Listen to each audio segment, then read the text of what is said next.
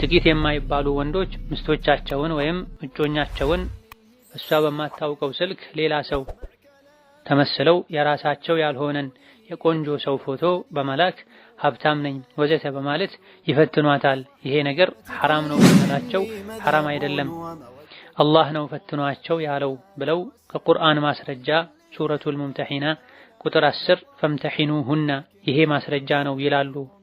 እውነት ይሄ አንቀጽ እሳቸው እንደሚሉት ነውን? በዚህ ምክንያት ብዙ ትዳሮች እየፈረሱ ነው የሚል ጥያቄ። አሰሪዬ ወልዳ ነበርና ሊጠይቋት የሚመጡትን ሰዎች ቡና የጠጡበትን በሲኒው ላይ የቀረውን ቡና በውሃ አጥባ ታጠራቅመውና ሲሄዱ በልጆቿም በኔም ያጠራቀመችውን የሲኒውን እጣቢ ደፋችብን። በቤታችን ይሄ ሽርክ ነው ወይስ አይደለም? እንዴት ይታያል? የሚል ጥያቄ ነው። ወንጀል ላይ ያለ ሰው ሶላት ሲሰግድና ሰደቃ ቢሰጥ ተቀባይነት አለውን? ከዚህ በፊት በምሰራው ስራ ላይ በዱቤ ዕቃ እሰጥ ነበር። ብሩን ሳይመልሱልኝ ዓመትና 2 ዓመት ይሆነዋል። ያቆራረጡ ስለሚሰጡኝ በሰጡኝ ጊዜ ተጠቅሜበት አልቋል። ይህ ብር እነሱ ጋር ያለ ዘካ ማውጣት ነበረብኝ። ከሆነስ ምን ያክል ቢደርስ ነው? የሚል ጥያቄ።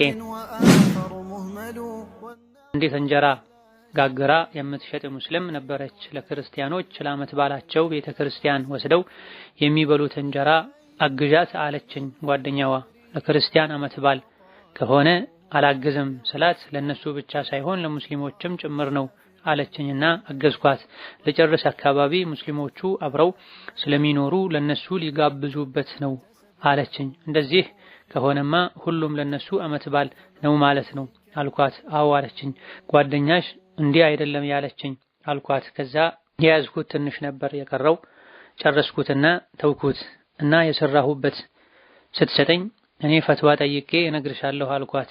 ይሄንን የሰራሁበት ምን ማድረግ አለብኝ? መተው ወይስ ልቀበል? ጀዛኩሙላህ ኸይር። የሚል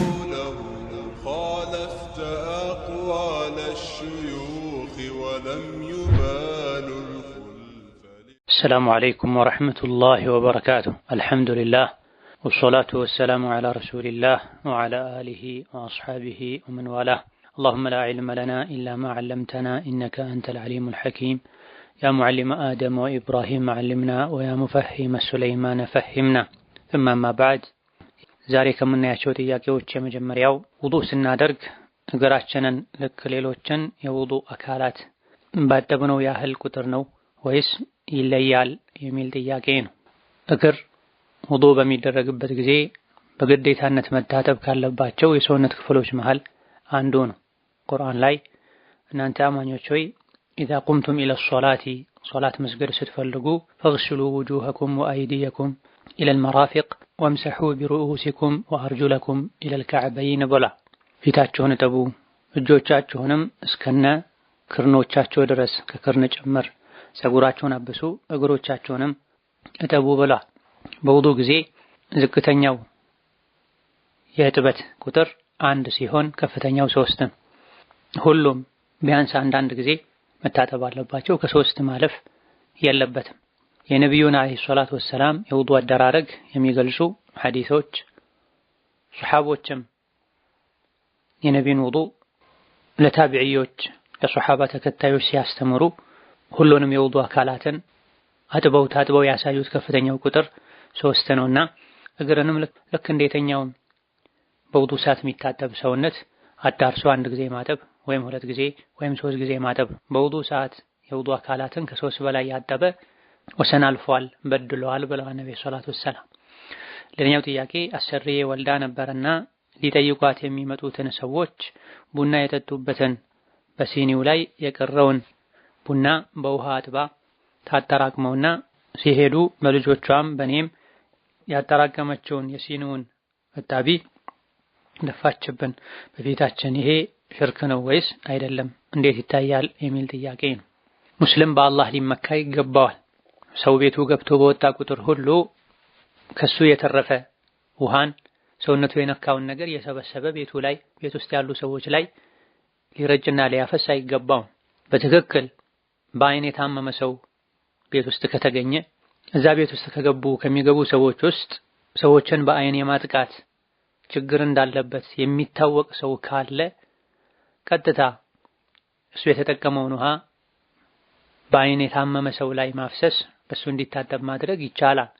ቀጥታ አልሰጥም ካለ ወይም በእርግጠኝነት ወይም በአብዛኛው ግምት እሺ ብሎ አያደርግም ሰውነቱ የነካውን ውሃ አይሰጥም ከተባለ በየትኛውም መልኩ ከሱ ጋር የተነካካን ውሃና መሰል ነገር ፈሳሽ ነገር መውሰድ ይቻላል።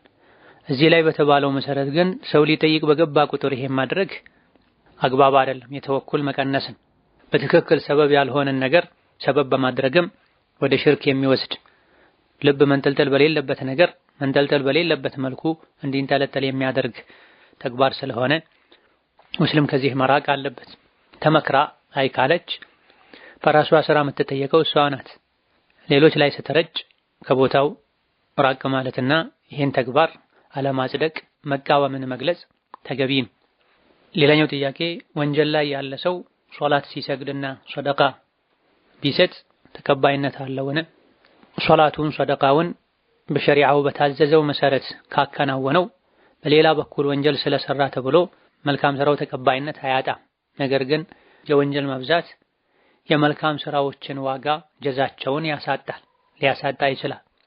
ኢነል ሐሰናቲ ዩዝሂብነ ሰይአት መልካም ስራ ማብዛት ወንጀልን አጥቦ ያስወግዳል እንደተባለው ሁሉ የወንጀል መብዛትም መልካም ስራዎችን ዋጋ እንዳይኖራቸው ያደርጋል።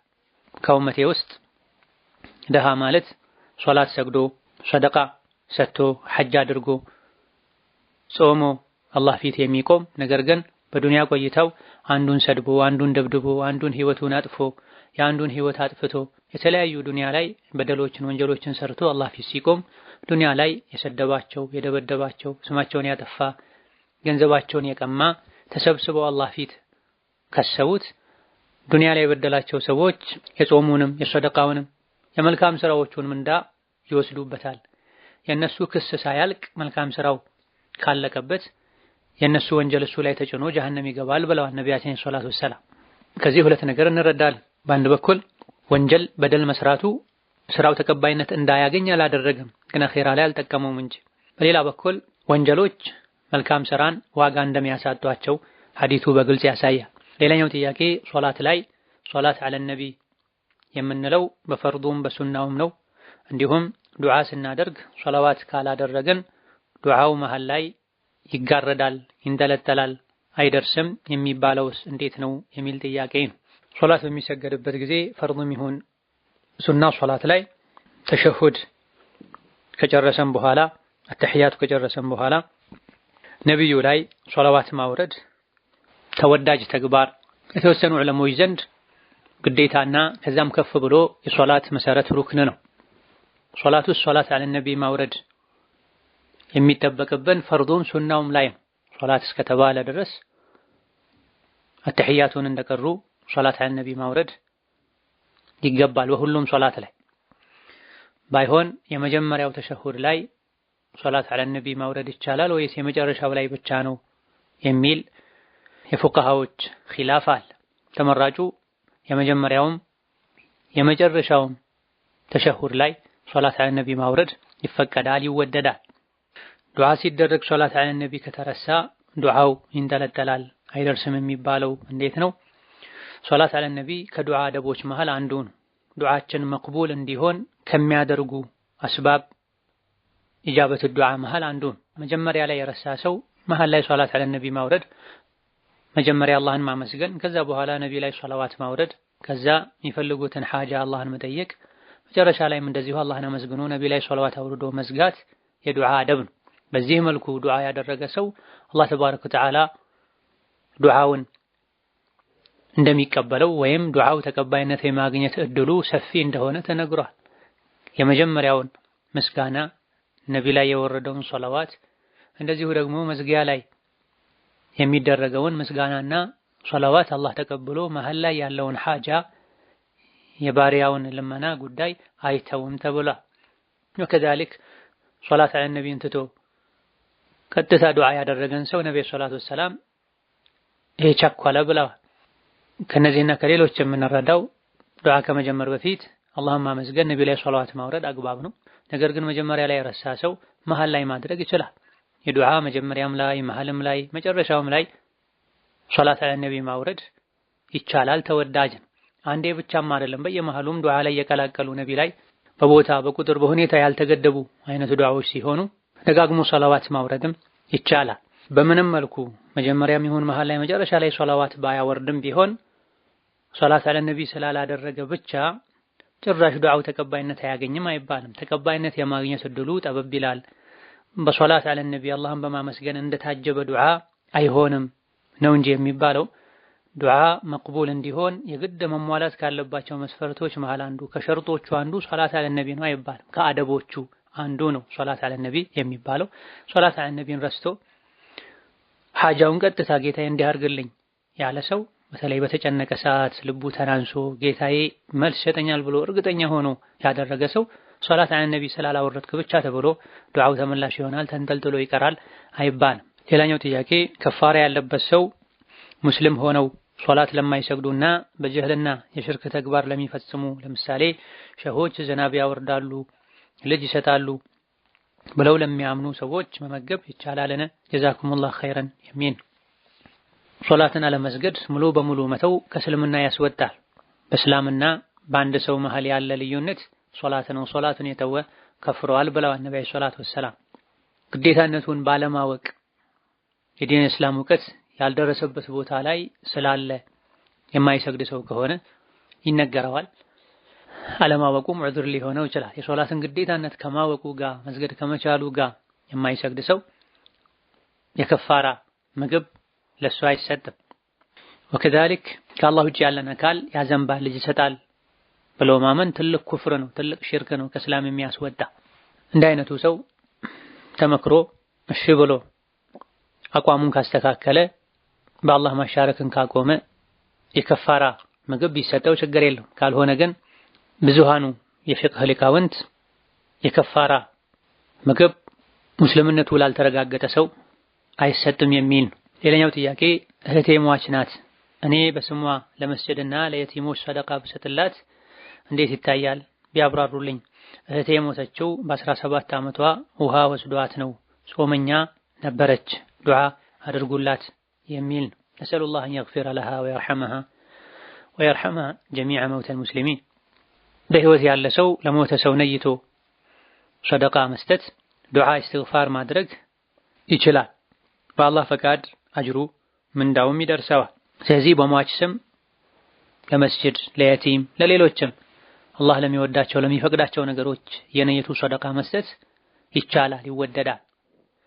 ወንድሙን መጥቀም የቻለ ይጥቀም ብለዋል ነቢያችን አለይሂ ሰላቱ ወሰላም።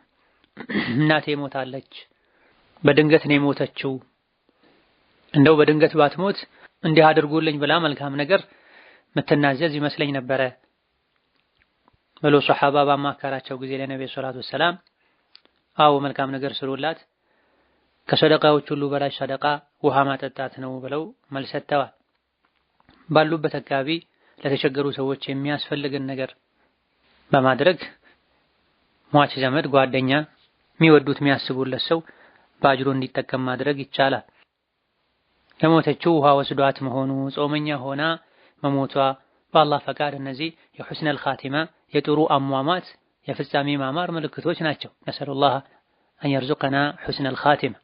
ከሸሂዶች አንዱ በውሃ ሰምጦ የሞተ ሰው እንደሆነ በሐዲስ ተነግሯል። በግለሰብ ደረጃ እገሌ ወይም እገሊት በውሃ ሰምጦ ስለሞተ ስለሞተች በጎርፍ አደጋ ህይወቱን ስላጣች ሸሂድ ነው ባንልም በግለሰብ ደረጃ፣ በጥቅሉ ግን ውሃ ወስዶት ሰምጦ የሞተ ሸሂድ ይሆናል ብለን ተስፋ እናደርጋለን እንላለን።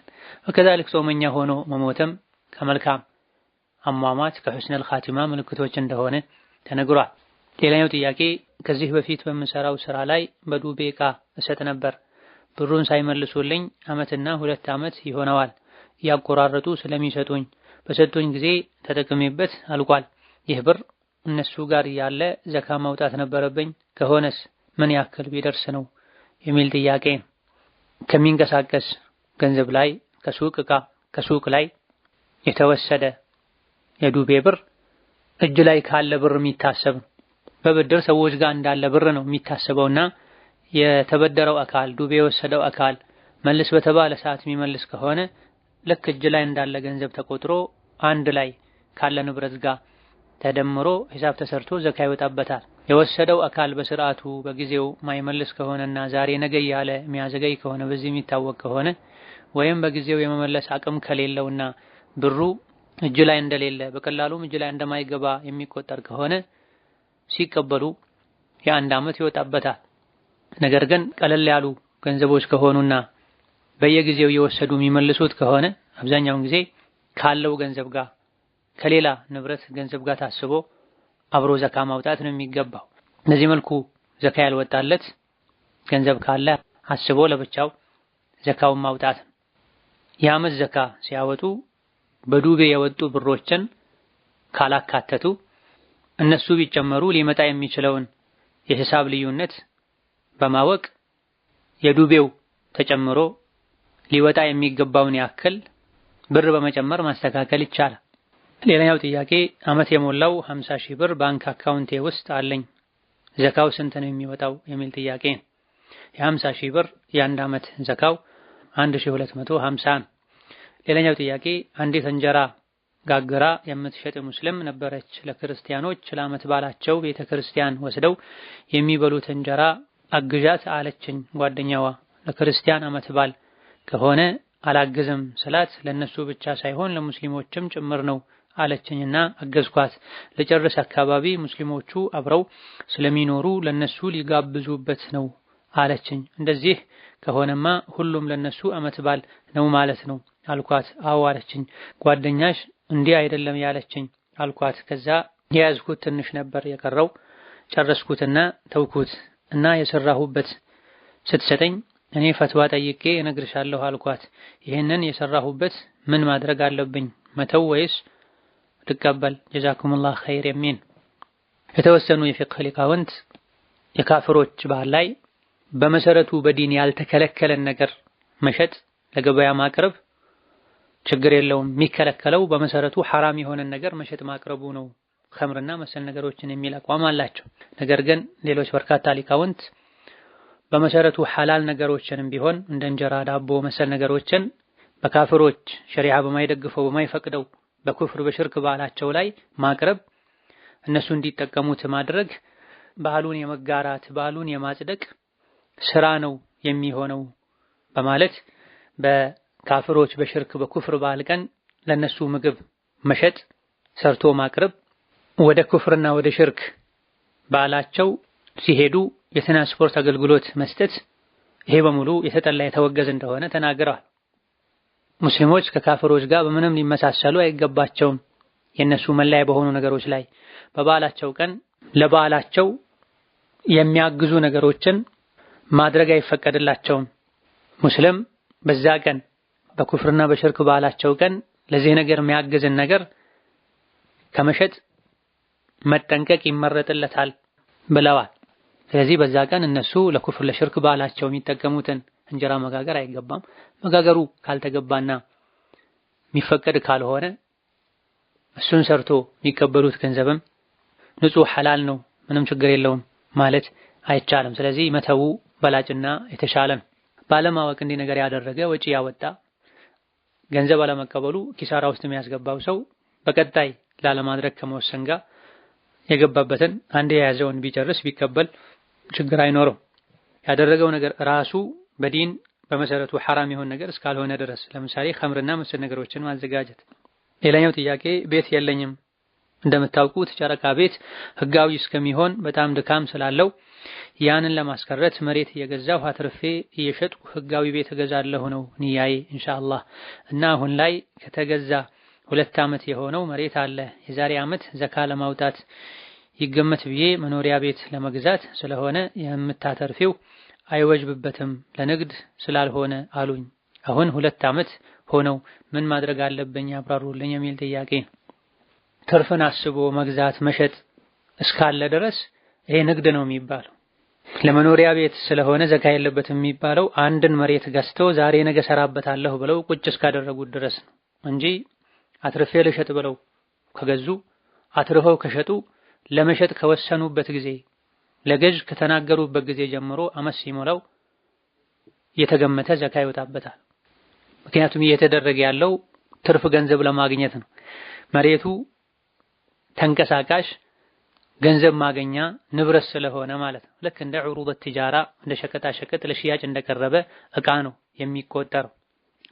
ስለዚህ ያለፉት የሁለት ዓመቶች ዘካ መውጣት አለበት። ሌላኛው ጥያቄ ጥቂት የማይባሉ ወንዶች ሚስቶቻቸውን ወይም እጮኛቸውን እሷ በማታውቀው ስልክ ሌላ ሰው ተመስለው የራሳቸው ያልሆነን የቆንጆ ሰው ፎቶ በመላክ ሀብታም ነኝ ወዘተ በማለት ይፈትኗታል። ይሄ ነገር ሐራም ነው ስንላቸው ሐራም አይደለም አላህ ነው ፈትኗቸው ያለው ብለው ከቁርአን ማስረጃ ሱረቱል ሙምተሒና ቁጥር 10 ፈምተሒኑሁና ይሄ ማስረጃ ነው ይላሉ። እውነት ይሄ አንቀጽ እሳቸው እንደሚሉት ነውን? በዚህ ምክንያት ብዙ ትዳሮች እየፈረሱ ነው የሚል ጥያቄ። ነቁሉ ነዑዙ ቢላሂ ሚነል ጀህሊ ወልሀዋ ከጅህልና ስሜትን ከመከተል አላህ ይጠብቀን ነው የምንለው። ፈምተሒኑሁነ ማለት ከመካ ወደ መዲና ተሰደው የመጡ ሴቶችን የሆነ ወቅት ላይ በነቢዩና በመካ ሙሽሪኮች መካከል ስምምነት በነበረበት ጊዜ ከሙሽሪኮች ሰልሞ ወደ ነቢይ የሚመጣ ሰው ወደ ሙሽሪኮች ሊመለስ፣ ከነቢዩ ደግሞ ወደ ሙሽሪኮች የሚሄድ ሰው ላይመለስ ወዘተ የሚል በተወሰነ መልኩ ከበድ የሚል ነገር ግን አላህ ለሚያውቀው ጥቅምና ጥበብ ነቢይ የተቀበሉት ስምምነት ነበረ። በዚህ ስምምነት ጊዜ ሴቶች ሰልመው ወደ ነቢዩ ከመጡ እንደ ወንዶች አይመለሱም ነበር። ወንዶች ፈተናን መቋቋም ስለሚችሉ የተለያዩ አማራጮች ሊኖሯቸው ስለሚችሉ እንደ ሴቶችም ብዙ ለአደጋ ስለማይጋለጡ በዛ የስምምነት ጊዜ ውስጥ የመጡ ወንዶች ይመለሱ ነበር። አላህ መውጫ ያበጅላችኋል ይሏቸው ነበር ነብዩ ሰለላሁ ዐለይሂ ወሰለም። ሴት ልጅ ግን በዚህ የስምምነት ጊዜ ውስጥም ቢሆን ከካፍሮች ሸሽታ ሰልማ ወደ ነቢይ ከመጣች አትመለስም ነበር። ነገር ግን በዚህ መልኩ የመጣችን ሴት ሁሉ ዝም ብላችሁ አትቀበሉ። ፈምተሒኑሁነ በትክክል አምነው ነው ወይ የመጡት? ሌላ ዱንያዊ ጥቅም ፈልገው መካ አካባቢ ከሚኖር ከባላቸው ሸሽተው ወይም መዲና አካባቢ ያለ የሆነን ጥቅም ፈልገው አለመምጣታቸውን ሙእሚኖች መሆናቸውን አረጋግጡ። በአላህ እንደማያሻርኩ እንደማይሰርቁ ትክክለኛ ሙእሚኖች መሆናቸውን አጣሩ። ይህ ነው የቁርአኑ አንቀጽ ተፍሲር እንጂ ወንድ ሴት ልጅን እየተደበቀ ክብሯን በሚነካ መልኩ መተማመን እንደሌለ በሚያሳይ መልኩ አላዋቂ ጃሂሎች ቁርአንን በመሰላቸው መልኩ የሚፈስሩ ሰዎች እንደሚያደርጉት አድርጉ ማለት አይደለም የተፈለገው። ወላ ተጀሰሱ ብላ ነብዩ ሰለላሁ ዐለይሂ ወሰለም ሙስሊም የሙስሊም ወንድሙን ገመና ሊከታተል ነውሩን ለማውጣት ሊሞክር አይገባውም ተብሏልና በፍጹም ይሄ ትክክል ያልሆነ ተፍሲር ነው። ቁርአኑን በዚህ መልኩ መፈሰሩ እንኳ ባይኖር የሌላን ወንድ ፎቶ እየላኩ ሴት ልጅን መፈተን እሷን ፈተና ላይ መጣን ሞኝነትን አላዋቂነትን ምናልባትም ራሱ በእንዲህ አይነት በሽታ የተጠቃ ሰው ሁሉም የተጠቃ እየመሰለው እኔ የሌሎችን ቤት እንደማበላሸው የኔን ቤት እየተበላሸ እንዳይሆን ያለ የሚሰጋ ሰው ስራም ጭምር ነው ሊሆን የሚችለው እንጂ በአላህ የሚያምን በአኺራ የሚያምን የዲንን ህግ የሚጠብቅ ከባለቤቱ አንዳች እንድትጠረጠር የሚያደርግን ነገር ሳያይ ይሄን ሊያደርግ በፍጹም አይገባውም። ከዲን የራቁ ሸሪዓ ማይገድባቸው ማህበረሰቦች ይሄን ሊያደርጉ ይችላሉ። ሙስሊም ወንዱም ሴቱም አላህን ፈርቶ በሸሪዓ መሰረት ከሄደ ይሄ ፈጽሞ አይገባምና ሙስሊም አላህን የሚፈራ ሰው ከዚህ ሊርቅ ይገባል። هذا والله تعالى أعلم። ዛሬ በዚህ እናበቃለን። ወሰላሙ አለይኩም ወራህመቱላሂ ወበረካቱ።